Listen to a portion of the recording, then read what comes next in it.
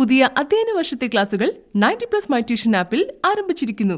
നമസ്കാരം, ഞാൻ മേശ്വരാമൻ. ഇന്ന് പുറത്തുവന്ന പ്രധാന വാർത്തകളും നടന്ന സംഭവങ്ങളും വിവിധ പ്രതികരണങ്ങളും അറിയാം. വിശദമായി അരമണിക്കൂറിൽ ഇന്നത്തെ പ്രധാന വാർത്തകൾ ആരംഭിക്കുകയാണ്. സ്വാഗതം.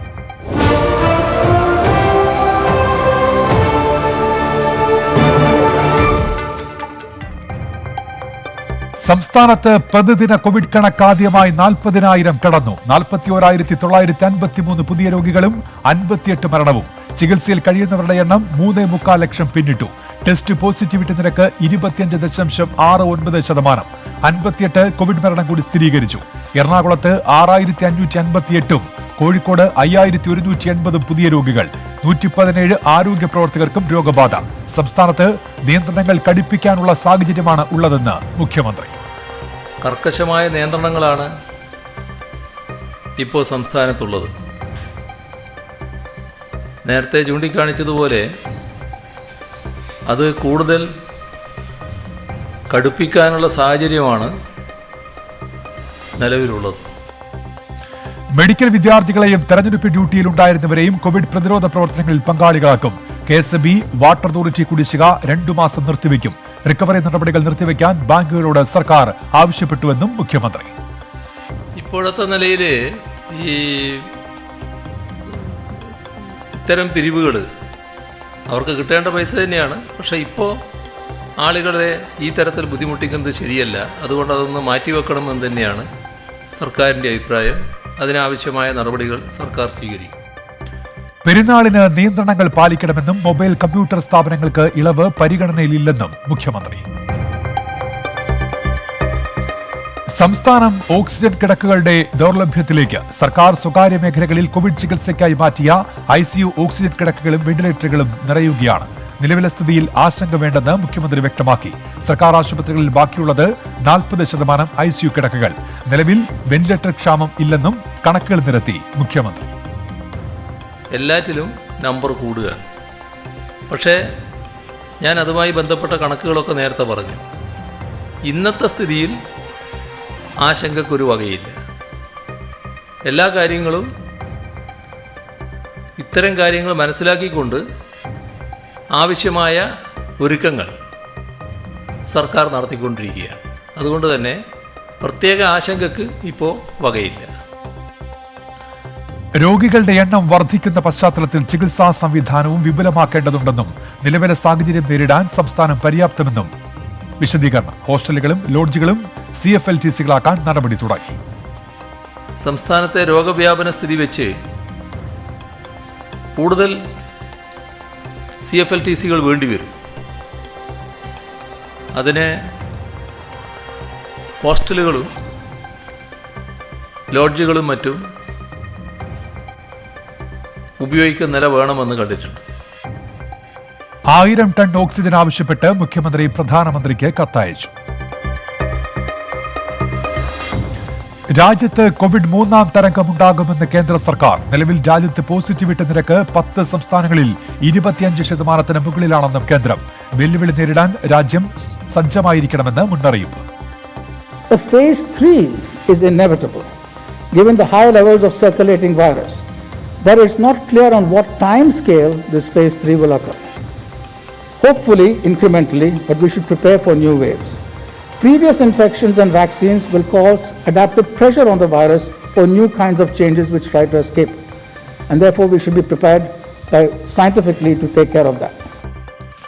നിലവിലെ കൊറോണ വൈറസ് വകഭേദങ്ങൾക്ക് വാക്സിനുകൾ ഫലപ്രദമാണെന്ന വിശദീകരണം. കേരളത്തിലെ എറണാകുളം, കോഴിക്കോട്, കൊല്ലമടക്കമുള്ള ജില്ലകളിൽ സാഹചര്യം അതീവ സങ്കീർണമാണെന്നും കേന്ദ്ര സർക്കാർ. വീണ്ടും 3.25 ലക്ഷം കടന്ന് പ്രതിദിന കോവിഡ് കണക്ക്. 24 മണിക്കൂറിനിടെ 3,82,315 പുതിയ രോഗികൾ. 3,780 മരണവും രാജ്യത്ത് സ്ഥിരീകരിച്ചു. ബംഗളൂരുവിൽ പ്രതിദിന രോഗികൾ 20,000 മുകളിൽ തുടരുകയാണ്. ടെസ്റ്റ് പോസിറ്റിവിറ്റി നിരക്ക് 55%. ഉത്തർപ്രദേശ്, ഡൽഹി, ഗുജറാത്ത് എന്നീ സംസ്ഥാനങ്ങളിൽ രോഗവ്യാപന തോത് കുറയുന്ന ലക്ഷണമെന്ന് ആരോഗ്യ മന്ത്രാലയം. വാക്സിൻ പാഴാക്കാതെ വിനിയോഗിച്ച കേരളത്തിലെ ആരോഗ്യ പ്രവർത്തകരെ അഭിനന്ദിച്ച് പ്രധാനമന്ത്രി നരേന്ദ്രമോദി. രോഗപ്രതിരോധത്തിന് സർക്കാർ വേണ്ടതെല്ലാം ചെയ്യുന്നുണ്ടെന്ന് വിദേശകാര്യമന്ത്രി S. Jaishankar. It's an important day today for the relationship, but it's also a day today when I feel sitting in UK the enormous support, the feeling which people in UK, the Indian community here has for the COVID situation, and how much they would actually like to contribute to our efforts to deal with. രോഗവ്യാപനം രൂക്ഷമായതോടെ ഹിമാചൽ പ്രദേശിൽ May 7 മുതൽ 10 ദിവസത്തെ lockdown പ്രഖ്യാപിച്ചു. Covid രണ്ടാം തരംഗം രൂക്ഷമായതോടെ സംസ്ഥാനങ്ങളിൽ oxygen ക്ഷാമം തുടരുകയാണ്. തമിഴ്നാട്ടിൽ 11 രോഗികളും ഉത്തരാഖണ്ഡിൽ 5 രോഗികളും മരിച്ചു. ചെന്നൈയിലെ ചെങ്കൽപ്പേട്ട് സർക്കാർ ആശുപത്രിയിൽ മണിക്കൂറുകളോളം ഓക്സിജൻ ലഭിച്ചില്ലെന്ന് മരിച്ചവരുടെ ബന്ധുക്കൾ വ്യക്തമാക്കി. ഉത്തരാഖണ്ഡ് റൂർക്കിയിലെ സ്വകാര്യ ആശുപത്രിയിൽ അരമണിക്കൂർ ഓക്സിജൻ തടസ്സപ്പെട്ടതായി അധികൃതർ. പ്രതിദിന കണക്ക് കുത്തനെ ഉയരുന്ന കർണാടകയിലും പ്രതിസന്ധി രൂക്ഷമാണ്. ചാമരാജ് നഗറിലെ ആശുപത്രികളിൽ ഓക്സിജൻ കിട്ടാതെ 24 പേർ മരിച്ച സംഭവത്തിൽ അന്വേഷണം പ്രഖ്യാപിച്ച് കർണാടക സർക്കാർ. ഓക്സിജൻ പ്രതിസന്ധി നേരിടാൻ വിദേശത്തു നിന്നുള്ള സഹായം തുടരുകയാണ്. വ്യോമസേനയുടെ പ്രത്യേക വിമാനത്തിൽ സിംഗപ്പൂരിൽ നിന്ന് 352 ഓക്സിജൻ സിലിണ്ടറുകൾ ഡൽഹിയിലെത്തിച്ചു. ഓക്സിജൻ വിതരണത്തിന് ദേശീയ സമിതി വേണമെന്ന് സുപ്രീം കോടതി. മുംബൈ മോഡലിനെ അടിസ്ഥാനമാക്കണമെന്ന് കോടതി. ഓക്സിജൻ ക്ഷാമത്തിൽ കേന്ദ്ര സർക്കാരിനെതിരായ കോടതി അലക്ഷ്യ നോട്ടീസിന് സ്റ്റേ.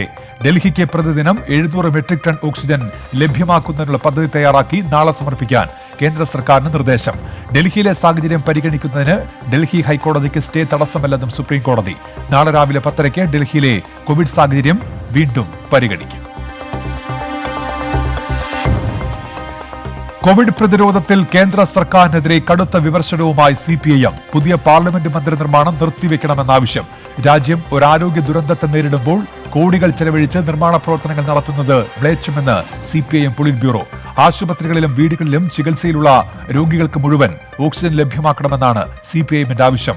അന്താരാഷ്ട്ര തലത്തിൽ ലഭ്യമായ എല്ലായിടത്തു നിന്നും വാക്സിൻ വാങ്ങി രാജ്യത്ത് വാക്സിനേഷൻ നടപ്പാക്കണമെന്നും CPIM പൊളിറ്റ് ബ്യൂറോ ആവശ്യപ്പെട്ടു. ഓക്സിജൻ വാർ റൂമിന്റെ ചുമതല ഉദ്യോഗസ്ഥർക്ക് നൽകി ഉത്തരവിറങ്ങി. വി രതീശൻ, BS തിരുമേനി, K Vasuki, MG Rajamanikyam, S Harikishore എന്നിവർക്കാണ് മേൽനോട്ട ചുമതല. TV അനുപമ, PB നൂഹ് അടക്കം 8 ഉദ്യോഗസ്ഥർ നേരിട്ട് ചുമതല വഹിക്കും. ഓക്സിജൻ വാർ റൂം പ്രവർത്തനം കാര്യക്ഷമമാക്കാൻ നിർദ്ദേശം. ഓക്സിജൻ ലഭിക്കുന്നത് മുതൽ ആശുപത്രികളിൽ വിതരണം ചെയ്യുന്നതുവരെ കൃത്യമായ നിരീക്ഷണം. ജില്ലാ വാർ റൂമുകൾക്ക് വേണ്ട സൗകര്യമൊരുക്കണമെന്നും നിർദ്ദേശമുണ്ട്. തിരുവനന്തപുരം ശ്രീചിത്ര ഇൻസ്റ്റിറ്റ്യൂട്ടിൽ ഓക്സിജൻ ക്ഷാമം. ന്യൂറോ കാർഡിയാക് വിഭാഗങ്ങളിലെ 10 ശസ്ത്രക്രിയകൾ മാറ്റിവെച്ചു. ഓക്സിജൻ വിതരണം കൃത്യമല്ലാത്തതാണ് ക്ഷാമത്തിന് വഴിവെച്ചതെന്ന് അധികൃതർ. ഓക്സിജൻ വിതരണത്തിലെ അപാകത പരിഹരിക്കണമെന്നാവശ്യപ്പെട്ട് ശ്രീചിത്ര ഡയറക്ടർ ജില്ലാ കളക്ടർക്ക് കത്ത് നൽകിയിരുന്നു. അടിയന്തര ശസ്ത്രക്രിയകൾ മുടങ്ങാതിരിക്കാൻ 40ഓളം ഓക്സിജൻ സിലിണ്ടറുകൾ എത്തിച്ചു. 50 സിലിണ്ടറുകൾ കൂടി ഉടൻ എത്തിക്കും. കോവിഡ് മാനദണ്ഡങ്ങൾ ലംഘിച്ച് മൂന്നാറിൽ CSI സഭാ വൈദികരുടെ ധ്യാനത്തിൽ പങ്കെടുത്ത 2 വൈദികർ കോവിഡ് ബാധിച്ചു മരിച്ചു. 80 വൈദികർക്ക് രോഗബാധ സ്ഥിരീകരിച്ചു. ഏപ്രിൽ 13 മുതൽ 18 വരെയായിരുന്നു 480 വൈദികരെ ഉൾപ്പെടുത്തി ധ്യാനം നടത്തിയത്. സഭാ വൈദികരുടെ ധ്യാനത്തിനെതിരെ ചീഫ് സെക്രട്ടറിക്ക് പരാതി ലഭിച്ചു. ഒരു മതമേലധ്യക്ഷ എന്ന നിലയിൽ ഇങ്ങനെ അവരെയൊക്കെ പേടിച്ചുകൊണ്ടിരുന്ന ഇവിടെ അസുഖം പിടിച്ച് കൂടിക്കൊണ്ടിരിക്കൂലേ. 450 അച്ഛന്മാരോട് പോയിട്ട് വരുമ്പോൾ എനിക്ക് തോന്നി ട്രിവാൻഡ്രത്ത് ഒരു കൂടി 1000-ൽ ആൾക്കാർ വരുന്നത് ഈ അച്ഛന്മാരെന്ന് പറഞ്ഞിട്ട് തന്നെയാണ്. ഇപ്പൊ വീണ്ടും അച്ഛക്കാരൊക്കെ വന്നത് ഇന്നലെ വെന്റിലേറ്ററിൽ കയറി ഇപ്പൊ രാവിലെ ബോധവും പോയി. വയസ്സ് 32 വയസ്സേ ഉള്ളൂ. കോവിഡ് പ്രോട്ടോകോൾ പാലിച്ചാണ് ധ്യാനം നടത്തിയതെന്നും പരാതി അടിസ്ഥാനരഹിതമാണെന്നും CSI സഭാ നേതൃത്വം. സംഭവം ദൗർഭാഗ്യകരമെന്നും പരിശോധിച്ച് തുടർ നടപടി സ്വീകരിക്കുമെന്നും മുഖ്യമന്ത്രി. ഇത് നിർഭാഗ്യകരമായ ഒരു കാര്യം തന്നെയാണ്. ഇത്തരമൊരു സംഭവം ഏപ്രിലാണ് അത് നടന്നത്. ഇത് എല്ലാ ഘട്ടത്തിലും സർക്കാർ മുന്നറിയിപ്പ് നൽകിക്കൊണ്ടിരിക്കുന്നതാണ്. ഇതിൻ്റെ കൂടുതൽ കാര്യങ്ങൾ മനസ്സിലാക്കുന്നതിനും തുടർ നടപടികൾ സ്വീകരിക്കുന്നതിനും ആലോചിച്ചിട്ടുണ്ട്. സംസ്ഥാനത്തെ മിനി ലോക്ഡൌണുമായി ബന്ധപ്പെട്ട് പോലീസ് ഉദ്യോഗസ്ഥർക്ക് നിർദ്ദേശങ്ങളുമായി DGP ലോക്നാഥ് ബെഹ്റ. മാസ്ക് ധരിക്കാത്തവർക്കെതിരെ ബലപ്രയോഗം പാടില്ല. അവശ്യവസ്തുക്കൾ വിൽക്കുന്ന കടകളിൽ തടസ്സമുണ്ടാക്കരുതെന്നും DGP ലോക്നാഥ് ബെഹ്റ. 7:30 മുൻപ് നിർബന്ധിച്ച് കടകൾ അടപ്പിക്കരുത്. ചരക്കു വാഹനങ്ങൾ തടയാൻ പാടില്ലെന്നും ലഹരിമരുന്ന് കടത്തോ മറ്റ് നിയമലംഘനങ്ങളെക്കുറിച്ചോ വിവരം ലഭിച്ചാൽ പരിശോധന നടത്താമെന്നും DGP വ്യക്തമാക്കി. മാധ്യമപ്രവർത്തകരുടെ യാത്ര തടസ്സപ്പെടുത്താൻ പാടില്ലെന്നും DGP നിർദ്ദേശം നൽകി. കോവിഡ് തീവ്രവ്യാപനത്തെ തുടർന്ന് എറണാകുളം ജില്ല ഭാഗികമായി അടച്ചുപൂട്ടി. 74 പഞ്ചായത്തുകൾ കണ്ടെയ്ൻമെന്റ് സോണായി പ്രഖ്യാപിച്ചു. കൊച്ചിൻ കോർപ്പറേഷനിലെ 6 ഡിവിഷനുകളും കണ്ടെയ്ൻമെന്റ് സോൺ. നടപടി ജില്ലാ ഭരണകൂടത്തിന്റേത്. സ്വിഗ്ഗി, സൊമാറ്റോ തുടങ്ങിയ ഫുഡ് ഡെലിവറി സർവീസുകൾ സ്റ്റാഫിന് കോവിഡ് പരിശോധന നിർബന്ധമാക്കണമെന്നും ജില്ലാ കളക്ടർ എസ് സുഹാസ് നിർദ്ദേശം നൽകി. ധാരാളം ആളുകളുമായി സമ്പർക്കം പുലർത്തുന്നത് രോഗവ്യാപനത്തിന് സാധ്യത വർദ്ധിപ്പിക്കുമെന്ന വിലയിരുത്തലിലാണ് തീരുമാനം. കോവിഡ് വ്യാപന പശ്ചാത്തലത്തിൽ സംസ്ഥാനത്തെ ജയിലുകളിലുള്ള തടവുകാർക്ക് പരോൾ അനുവദിച്ച് ഉത്തരവിറക്കി. പ്രത്യേക പരോൾ അനുവദിച്ച് 2 ആഴ്ചത്തേക്കാണ് ഉത്തരവിറക്കിയത്. നടപടി ജയിലിനുള്ളിൽ സാമൂഹ്യ അകലമടക്കം ഉറപ്പാക്കാൻ. കണ്ണൂർ സെൻട്രൽ ജയിലിലും വിയ്യൂർ സെൻട്രൽ ജയിലിലും നിരവധി തടവുകാർക്ക് കഴിഞ്ഞ ദിവസങ്ങളിൽ കോവിഡ് സ്ഥിരീകരിച്ചിരുന്നു. ജയിലുകളിൽ കോവിഡ് പ്രതിരോധ പ്രവർത്തനങ്ങൾ ശക്തമാക്കാൻ ജയിൽ മേധാവി ഋഷ സിംഗ് നിർദ്ദേശം നൽകി. കേരളത്തിൽ ആര് മുഖ്യമന്ത്രിയാകണമെന്ന് CPIM പൊളിറ്റ് ബ്യൂറോ തീരുമാനിച്ചിട്ടില്ലെന്ന് ജനറൽ സെക്രട്ടറി സീതാറാം യെച്ചൂരി. തീരുമാനം സംസ്ഥാന കമ്മിറ്റിയുടെ നിർദ്ദേശത്തിന്റെ അടിസ്ഥാനത്തിൽ. സ്വാഭാവികമായി പിണറായി വിജയനല്ലേ മുഖ്യമന്ത്രി എന്ന ചോദ്യത്തോട് ആദ്യം സംസ്ഥാന കമ്മിറ്റി നിർദ്ദേശം വെക്കട്ടെ എന്ന് സീതാറാം യെച്ചൂരി മറുപടി നൽകി. No, that is first we'll hear the state committee's opinions, we'll see the proposals that they'll send. They will meet and discuss and then let us know. Then we'll see. The Politburo hailed the LDF victory in Kerala, and I think that this people of Kerala, we saluted them for creating history. BJP lost their lone seat in Kerala, and these election results of all the assemblies in fact has been a very severe setback for the BJP. The so-called myth of the electoral invincibility of the BJP. People did not see much difference between the Congress in Kerala and the BJP. മന്ത്രിസഭാ രൂപീകരണത്തിനുള്ള LDF ഉഭയകക്ഷി ചർച്ചകൾ നാളെ മുതൽ. തിങ്കളാഴ്ചയുടെ വകുപ്പ് വിഭജന മന്ത്രിസ്ഥാന ചർച്ചകൾ പൂർത്തിയാക്കാനാണ് നീക്കം. സത്യപ്രതിജ്ഞ മെയ് 18 ശേഷമാണ്. 2 പുതിയ ഘടകകക്ഷികൾ വന്ന സാഹചര്യത്തിൽ CPIMന്റെ മന്ത്രിമാരുടെ എണ്ണത്തിൽ കുറവുണ്ടായേക്കും. ഡെപ്യൂട്ടി സ്പീക്കർ, ചീഫ് വിപ്പ് എന്നീ ക്യാബിനറ്റ് പദവികളിൽ ഒന്നിൽ CPI വിട്ടുവീഴ്ചയ്ക്ക് തയ്യാറാകും. 2 മന്ത്രിപദവികൾ ആവശ്യപ്പെട്ട കേരള കോൺഗ്രസ് എമ്മിന് 1 മന്ത്രിസ്ഥാനം ലഭിച്ചേക്കും. അർഹമായ പരിഗണന ലഭിക്കുമെന്നാണ് പ്രതീക്ഷയെന്ന് കാഞ്ഞിരപ്പള്ളി നിയുക്ത MLA N ജയരാജ്. കേരള കോൺഗ്രസിന് അർഹമായൊരു അംഗീകാരം ഒരു പാർട്ടി എന്ന നിലയിൽ ഈ ഇടതുപക്ഷ മുന്നണിയിലേക്ക് കേരള കോൺഗ്രസ് കടന്നു വന്നപ്പോൾ തെരഞ്ഞെടുപ്പ് വിജയത്തിൽ ഒരുപാട് സീറ്റുകളിൽ സഹായകരമായ നിലപാടുണ്ട്. അപ്പോൾ അതുകൊണ്ട് തന്നെ പാർട്ടി എന്ന നിലയിൽ അർഹമായൊരു അംഗീകാരം മുന്നണിയിൽ ലഭിക്കുമെന്നുള്ളതാണ് ഞങ്ങളുടെ പ്രതീക്ഷ. ഇതിനകത്ത് സ്ഥാനമാനങ്ങൾക്ക് വേണ്ടിയോ അല്ലെങ്കിൽ അത്തരം താല്പര്യങ്ങൾക്ക് വേണ്ടിയോ ആർക്കും പ്രത്യേകമായ അഭിപ്രായ ഭിന്നതകളുള്ള ആളുകളല്ല ഇതിനകത്തുള്ളത്. ഇതൊരു കോമൺ കോസിന് വേണ്ടി നിന്ന ആളുകളാണ്. വോട്ട് കച്ചവടം നടന്ന് അവിടെ BJP വോട്ടുകൾ പാലായിൽ മാറി ചിന്തിച്ചിട്ടുണ്ട് എന്നുള്ളത് ഈ പരാജയത്തിൻ്റെ പ്രധാനപ്പെട്ട കാരണമാണെന്നുള്ള ഒരു തെരഞ്ഞെടുപ്പ് റിസൾട്ട് വരുമ്പോഴല്ല നമ്മൾ പറഞ്ഞത്. KB ഗണേഷ് കുമാറിന്റെയും ആന്റണി രാജുവിന്റെയും പേരുകളും സജീവമായി. ജനതാദൾസിനും NCPക്കും ഓരോ മന്ത്രിമാരെ ലഭിക്കും. NCPയുടെ മന്ത്രിപദവിക്ക് എല്ലാവർക്കും അർഹതയുണ്ടെന്ന് തോമസ് കെ തോമസ്. ഒരു MLA ആയിക്കഴിഞ്ഞ് കഴിഞ്ഞാൽ തീർച്ചയായിട്ടും മന്ത്രിയാകാനുള്ള യോഗ്യതയുണ്ടല്ലോ ആർക്കായാലും.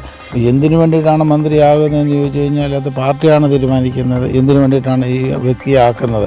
അപ്പോൾ പാർട്ടിക്കും ജനത്തിനും പ്രയോജനകരമായി പ്രവർത്തിക്കുന്ന ഒരാളെ അത് പാർട്ടി തീരുമാനിക്കട്ടെ. കാരണം ആരാധന ഞങ്ങളുടെ സംസ്ഥാന പ്രസിഡൻ്റുണ്ട്, പിന്നെ 2 MLAമാരുണ്ട്, ഞങ്ങളുടെ പ്രഫുൽ പട്ടേൽജിയുണ്ട്. വരും തീർച്ചയായിട്ടും ഞങ്ങളെല്ലാവരും കൂടെ ആലോചിച്ച് കൂട്ടായ തീരുമാനം എടുക്കും. അതിന് ആർക്കാണ് യോഗ്യത പിന്നെ മന്ത്രിയായിട്ട് വരട്ടെ. തീർച്ചയായിട്ടും അത് ഒരു മന്ത്രിസ്ഥാനം ഞങ്ങൾക്കുണ്ട്. അത് ഒന്നെങ്കിൽ ശശീന്ദ്രനായിരിക്കും, അല്ല ഞാനായിരിക്കും, ആരെങ്കിലും ഒരാളെ പാർട്ടി തീരുമാനിക്കും. മന്ത്രിസ്ഥാനം ആവശ്യപ്പെട്ട് LDF നേതൃത്വത്തിന് INL സംസ്ഥാന ജനറൽ സെക്രട്ടറി കാസിം ഇരിക്കൂർ കത്ത് നൽകി. കോഴിക്കോട് സൗത്തിൽ നിന്ന് വിജയിച്ച അഹമ്മദ് തേവർകോവിലിന് മന്ത്രിസ്ഥാനം നൽകണമെന്നാണ് ആവശ്യം. ഉഭയകക്ഷി ചർച്ചയിൽ വിശദമായി സംസാരിക്കാമെന്ന് LDF കൺവീനർ A വിജയരാഘവൻ വ്യക്തമാക്കി. തൃപ്പൂണിത്തുറയിലെ തെരഞ്ഞെടുപ്പ് ഫലത്തിൽ CPIM ഹൈക്കോടതിയിലേക്ക്. K ബാബുവിന്റെ വിജയം അസാധുവാക്കണമെന്നാണ് ആവശ്യം. K ബാബു അയ്യപ്പന്റെ പേരിൽ വോട്ട് പിടിച്ചത് തെരഞ്ഞെടുപ്പ് ചട്ടലംഘനമാണെന്ന് തെരഞ്ഞെടുപ്പ് കമ്മിറ്റി കൺവീനർ CM സുന്ദരൻ. തെരഞ്ഞെടുപ്പ് പ്രചാരണ ബോർഡുകളും K ബാബുവിന്റെ പ്രസംഗങ്ങളും അടക്കമുള്ള തെളിവുകൾ തെരഞ്ഞെടുപ്പ് കമ്മീഷന് മുന്നിൽ ഹാജരാക്കിയിട്ടുണ്ടെന്നും ഇക്കാര്യത്തിൽ നടപടി ഉണ്ടായില്ലെന്നും CPI. രാഷ്ട്രീയ പോരാട്ടമല്ല ബാബുവിന്റെ ഭാഗത്തുനിന്നുണ്ടായത്. ബാബു അയ്യപ്പന്റെ വികാരം ഇളക്കി വിട്ടുകൊണ്ട് അതുമായി ബന്ധപ്പെടുത്തിയുള്ള ഒരു വോട്ട് സ്വരൂപിക്കാൻ ശ്രമിച്ചിട്ടുള്ളത്. അത് തികച്ചും ജനാധിപത്യ വിരുദ്ധമാണ്, ഇലക്ഷൻ കമ്മീഷന്റെ നിർദ്ദേശങ്ങൾക്ക് വിരുദ്ധമാണ്. അതുകൊണ്ട് തന്നെ ഇതിന് മറ്റു വശങ്ങളെല്ലാം ആലോചിച്ച് ഞങ്ങൾ കോടതിയെ സമീപിക്കാൻ ഇപ്പോൾ തീരുമാനം എടുത്തിരിക്കുകയാണ്. 80 വയസ്സ് കഴിഞ്ഞവരുടെ 1071 പോസ്റ്റൽ ബാലറ്റുകൾ എണ്ണാതെ മാറ്റിവെച്ച നടപടിയും ഹർജിയിൽ ചോദ്യം ചെയ്യും. തൃപ്പൂണിത്തുറയിലേത് പൊരുതി നേടിയ വിജയമാണെന്നും കോടതിയിൽ കാണാമെന്നും കെ ബാബു. ഇവിടെ ചെറിയ ഭൂരിപക്ഷത്തിലായാലും ഞങ്ങൾ പൊരുതി നേടിയ വിജയമാണ്. അതിനെ ഇകഴ്ത്തി കാണിക്കാൻ മുഖ്യമന്ത്രി അല്ല ആര് ശ്രമിച്ചാലും അത് തൃപ്പൂണിത്തുറയിലെ ജനങ്ങൾ ഉച്ചിച്ച് തള്ളും, ഒരു സംശയമില്ല. തെരഞ്ഞെടുപ്പ് തോൽവിക്ക് പിന്നാലെ കോൺഗ്രസിൽ തലമുറ മാറ്റത്തിനായി മുറവിളി. തിരക്കിട്ട നേതൃമാറ്റം വേണ്ടെന്ന് മുതിർന്ന നേതാക്കൾ. ജംബോ കമ്മിറ്റികൾ പിരിച്ചുവിടണമെന്ന് കെ മുരളീധരൻ. സംഘടനാപരമായിട്ടുള്ള വീഴ്ചയുടെ അടിത്തട്ടിൽ പാർട്ടി പ്രവർത്തകരുടെ അഭാവങ്ങൾ ഉണ്ടായിട്ടുണ്ട്. അതൊക്കെ പരിഹരിക്കണം. അതാ ഞാൻ പറഞ്ഞത്, ഒരുപാട് പെട്ടെന്ന് ഇന്നാ നാളെ എടുത്ത് എക്സ് മാറി വൈ വന്നിട്ട് കാര്യമില്ല. അപ്പോൾ ഒരു തലമുറ മുഴുവൻ എടുത്തങ്ങ് എറിഞ്ഞാൽ ഉള്ളതും കൂടെ പോകും. അതുകൊണ്ട് അത് വേണ്ട, തലമുറ മാറ്റം വേണം. അതിന് യൂത്ത് കോൺഗ്രസിനും KSUവിനൊക്കെ കൂടുതൽ ഫ്രീഡം കൊടുക്കുക. ജംബോ ഒക്കെ പിരിച്ചുവിടണം എന്നുള്ള അഭിപ്രായം തന്നെയൊക്കെ എനിക്കുള്ളത്. അതിലൊന്നും ഒരു തെറ്റില്ല. പാർട്ടിക്ക് മുന്നിൽ സാവകാശമുണ്ടെന്നും അവധാനതയോടെയുള്ള തീരുമാനമാണ് വേണ്ടതെന്നും കെ സുധാകരൻ. ഹൈക്കമാൻഡ് തീരുമാനത്തിനൊപ്പം നിൽക്കുമെന്നും കെ സുധാകരൻ. അതൊക്കെ ഓരോരാൾ അവരവരുടെ അഭിപ്രായം പറയുന്നുണ്ടാവാം. തീരുമാനിക്കേണ്ടത് പാർട്ടിയാണ്, ഹൈക്കമാൻഡാണ്, അവരുടെ തീരുമാനമാണ്. സാവകാശം ആലോചിച്ച് വേണ്ടുന്ന കാര്യം ബുദ്ധിപൂർവ്വം ചെയ്താൽ മതി. എടുത്ത് തിരക്കിട്ട് നിൽക്കേണ്ട കാര്യമൊന്നുമില്ല. ഇപ്പോൾ അങ്ങനെ ഒരു എമർജൻസി ഒന്നുമില്ലല്ലോ. അത് ഹൈക്കമാൻഡുമായി ചർച്ച നടത്തി ആവശ്യാനുസരണമുള്ള തീരുമാനങ്ങൾ കൈക്കൊള്ളാൻ സമയമുണ്ട്, സാവകാശമുണ്ട്. പാർട്ടിയുടെ സംസ്ഥാന നേതൃത്വം തന്നെ ഇതുവരെ ചർച്ച നടത്തിയിട്ടില്ല. ചർച്ച നടത്താൻ വെള്ളിയാഴ്ചക്ക് രാഷ്ട്രീയകാര്യ സമിതിയുണ്ട്. അതിനകത്ത് ചർച്ച നടത്തും, ആ പ്രശ്നങ്ങളൊക്കെ വിലയിരുത്തും. സാവകാശം അതിന് യുക്തമായ നടപടികൾ സ്വീകരിക്കാൻ ഹൈക്കമാൻഡിനറിയാം. ഹൈക്കമാൻഡ് ആ തീരുമാനം എടുക്കുമ്പോൾ ഞങ്ങളെല്ലാവരും അത് ഹൃദയപൂർവ്വം സ്വീകരിക്കും. തിരുവനന്തപുരത്ത് ഉമ്മൻചാണ്ടിയുടെ നേതൃത്വത്തിൽ രഹസ്യയോഗം ചേർന്ന എ ഗ്രൂപ്പ്. പ്രതിപക്ഷ നേതൃസ്ഥാനത്തേക്ക് തിരുവഞ്ചൂർ രാധാകൃഷ്ണൻ എത്തിക്കാനാണ് നീക്കം. എ ഗ്രൂപ്പിലെ മുതിർന്ന നേതാക്കളെല്ലാം രഹസ്യയോഗത്തിൽ പങ്കെടുത്തെങ്കിലും ഗ്രൂപ്പ് യോഗമെന്ന റിപ്പോർട്ടുകൾ നേതാക്കൾ തള്ളി. ഞങ്ങളൊരു യോഗം കൂടിയിട്ടില്ല. ഏതായാലും കോൺഗ്രസ് പ്രവർത്തകരെ വേദനിപ്പിക്കുന്ന ഒരു നിലപാടും ഞങ്ങളുടെ ഭാഗത്തുനിന്നും ഉണ്ടാവില്ല. ഒരു കാരണവശാലും ഉണ്ടാവില്ല. അവിടെ യോഗം കൂടിയില്ലല്ലോ. അവിടെ നിങ്ങൾ യോഗം കൂടിയെന്ന് നിങ്ങളോട് ആരോ പറഞ്ഞു നിങ്ങളെല്ലാം കൂടി അവിടെ വന്നു എന്നുള്ളതല്ലാതെ നിങ്ങൾ തീരുമാനിച്ച് യോഗമാകുമോ? അതേസമയം പ്രതിപക്ഷ നേതൃസ്ഥാനത്ത് തുടരാൻ രമേശ് ചെന്നിത്തല നീക്കങ്ങൾ തുടങ്ങി. അവരവരുടെയൊക്കെ കൈപ്പിടിയിൽ തന്നെ പാർട്ടി നിൽക്കണം, അവരുടെ മാത്രം താല്പര്യങ്ങൾ നടക്കണം എന്നൊക്കെയുള്ള ചില ആളുകളുടെ ചില അജണ്ടകൾ KPCCയുടെ കാര്യത്തിൽ ഉണ്ടായിട്ടുണ്ടോ എന്ന് എനിക്ക് സംശയം. KPCC രാഷ്ട്രീയകാര്യ സമിതി യോഗം വെള്ളിയാഴ്ച ചേരും.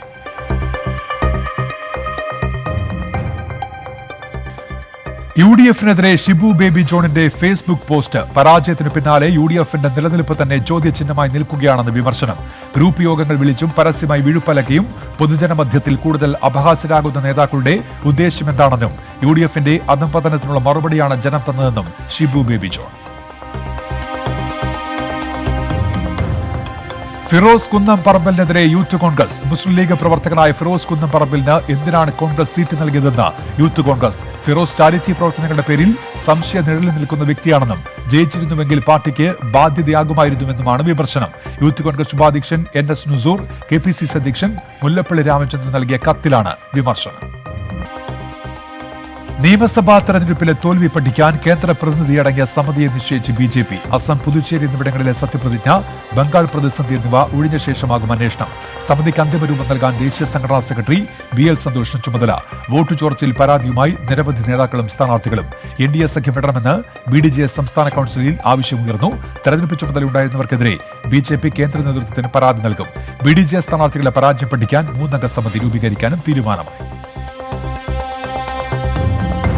മഞ്ചേശ്വരത്ത് CPIഎമ്മിന്റെ വോട്ട് മുസ്ലിം ലീഗിന് മറച്ചു നൽകിയാണ് UDFനെ വിജയിപ്പിച്ചതെന്ന് BJP സംസ്ഥാന അധ്യക്ഷൻ K സുരേന്ദ്രൻ. വോട്ട് കച്ചവടം ആരോപിക്കുന്ന മുഖ്യമന്ത്രി അതിന്റെ ഗുണഭോക്താക്കൾ ആരാണെന്ന് വ്യക്തമാക്കണമെന്നും ആവശ്യം. പാലക്കാട്ടെ UDF ജയത്തിൽ സന്തോഷം പ്രകടിപ്പിച്ച AK ബാലന്റെ പ്രസ്താവന ഇതിന് തെളിവാണെന്നും K സുരേന്ദ്രൻ.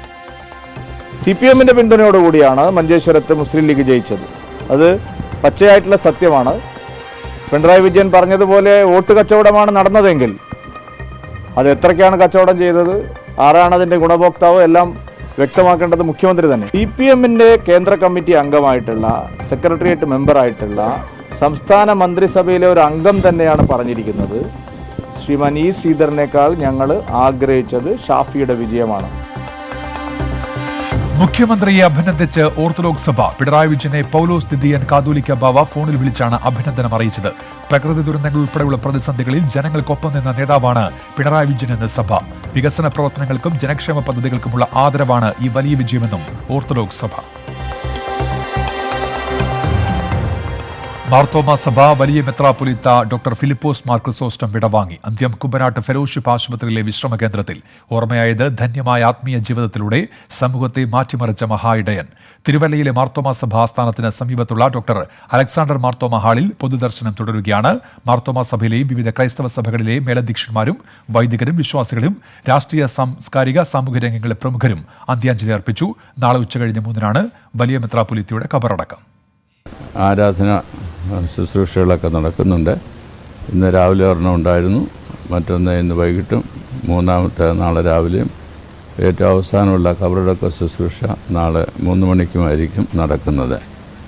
വിവിധ സഭാവിഭാഗങ്ങളിൽ നിന്നും പല മത മേലധ്യക്ഷന്മാരും ഒക്കെ വന്ന് സംബന്ധിക്കുന്നതായിട്ടുള്ള ദിവസങ്ങളായിരിക്കും ഇന്നും നാളെയും എന്നത് പ്രത്യേകമായിട്ട് ഞങ്ങളും മനസ്സിലാക്കുന്നുണ്ട്.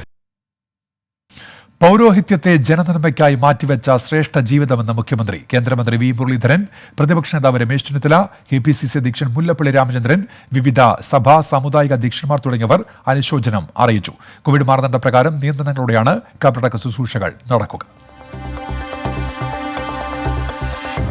രാജ്യത്ത് സംവരണം 50% കൂടരുതെന്ന് സുപ്രീം കോടതി. മഹാരാഷ്ട്ര സർക്കാരിന്റെ മറാത്ത സംവരണം റദ്ദാക്കി. ഇന്ദിരാ സായ്നി കേസ് വിധി പുനഃപരിശോധിക്കില്ല. സംവരണത്തിൽ കേന്ദ്ര സർക്കാരിന്റെ അധികാരം ചോദ്യം ചെയ്ത ഹർജികൾ തള്ളി. കോടതി വിധി മുന്നാക്ക സംവരണത്തിന് തിരിച്ചടിയെന്ന് AK ബാലൻ.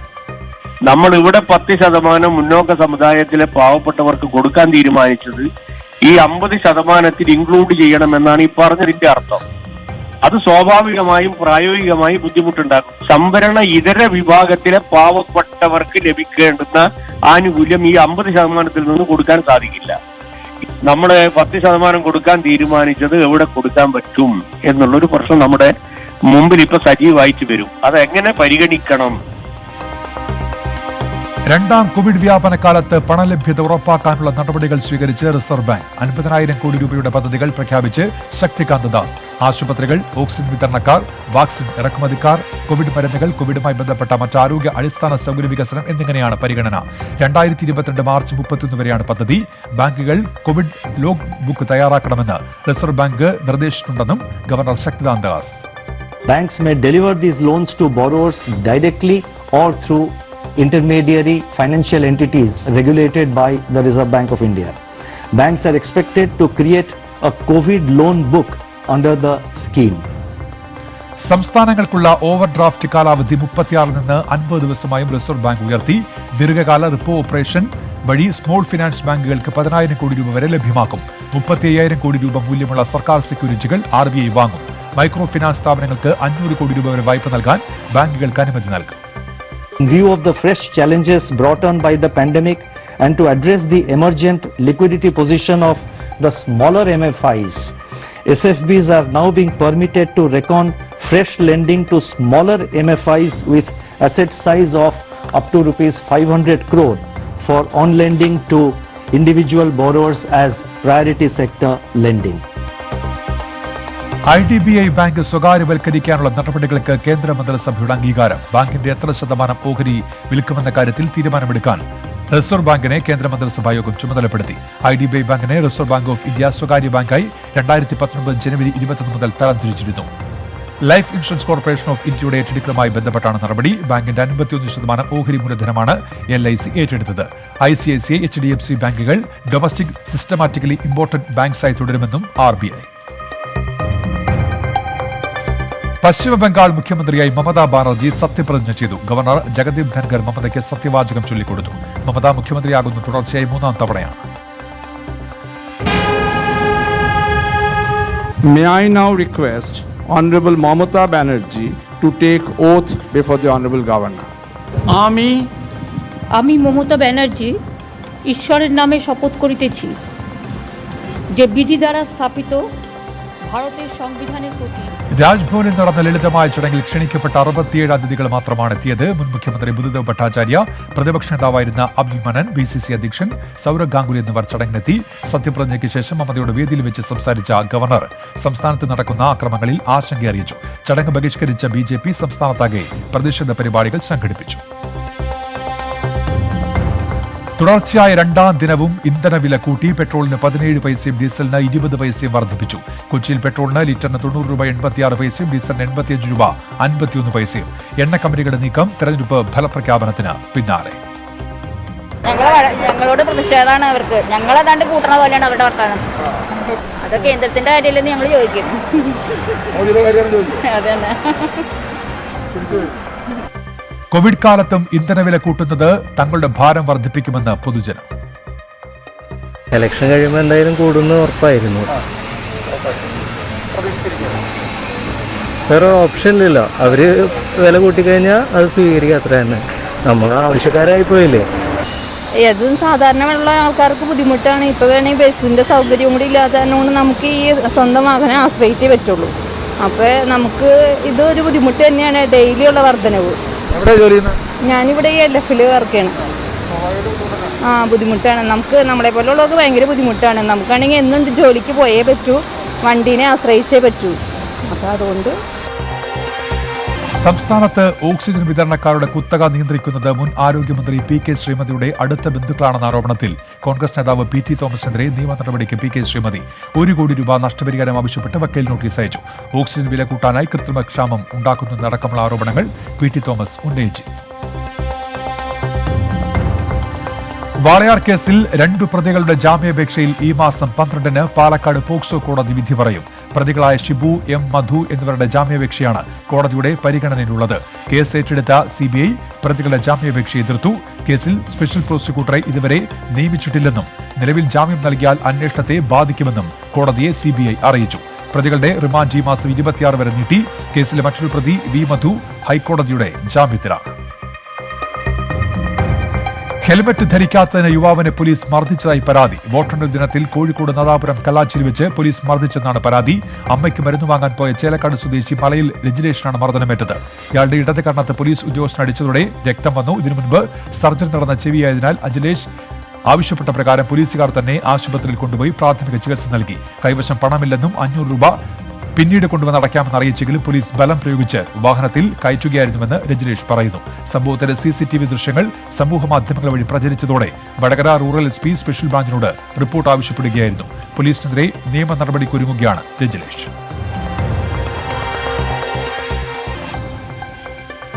ഇന്നത്തെ പ്രധാന വാർത്തകൾ പൂർത്തിയാകുന്നു. നമസ്കാരം.